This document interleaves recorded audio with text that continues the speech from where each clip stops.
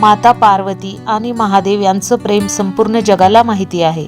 असं म्हणतात की त्यांचं प्रेम फक्त एका जन्माचं नव्हे तर जन्मोजन्मीचं होतं। अशा अनेक पौराणिक कथा देखील ऐकल्या जातात जिथे स्वतः देवी देवतांनी भोलेनाथ यांचे प्रेम वर्णन अनोख्या पद्धतीने केलं आहे। कदाचित यांचं कारणास्तव महादेवाने अर्धनारीश्वर रूप धारण केले आणि माता पार्वती त्यांच्यात विलीन झाल्या। तर चला महाशिवरात्रीच्या या शुभ मुहूर्तावर माता पार्वती आणि महादेव यांच्या प्रेमाविषयी आणि त्यांच्या लग्नाची एक रंजक कथा जाणून घेऊया। माता पार्वतीने भगवान शिवाला आपला पती मानले होते। तिचा निर्धार होता की तिचे लग्न झाले तर भोलेनाथ यांच्याच सोबत होईल। दुसरीकडे देवांनाही हेच हवं होतं। देवतांनी माता पार्वतीच्या विवाहाचा प्रस्ताव कामदेवांकडून भगवान शिवाकडे पाठवला, ज्याला भोलेनाथांनी नाकारले आणि तिसऱ्या डोळ्याने नष्ट केले। पण माता पार्वती यापासून परावृत्त झाल्या नाहीत आणि त्यांनी कठोर तपश्चर्या सुरू केली। या तिन्ही लोकात देवी पार्वतींच्या तपश्चर्येने हाहाकार माजला। पर्वत डगमगू लागले। देवता भगवान शिवकडे मदतीसाठी पोहोचले। भोलेनाथ पार्वतीच्या तपश्चर्येने प्रसन्न झाले आणि दर्शन देऊन म्हणाले, राजकुमाराशी लग्न करून घे, कारण माझ्यासोबत राहणे सोपे नाही। पण माता पार्वती म्हटल्या की तिने त्यांनाच आपला पती म्हणून स्वीकारले आहे।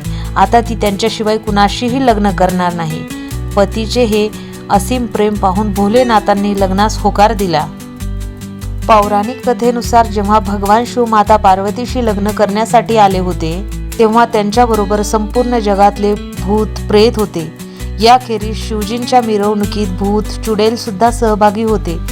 त्यांनी भोलेनाथ यांना सन्माने सुशोभित केले, हाडांची माळ घातली।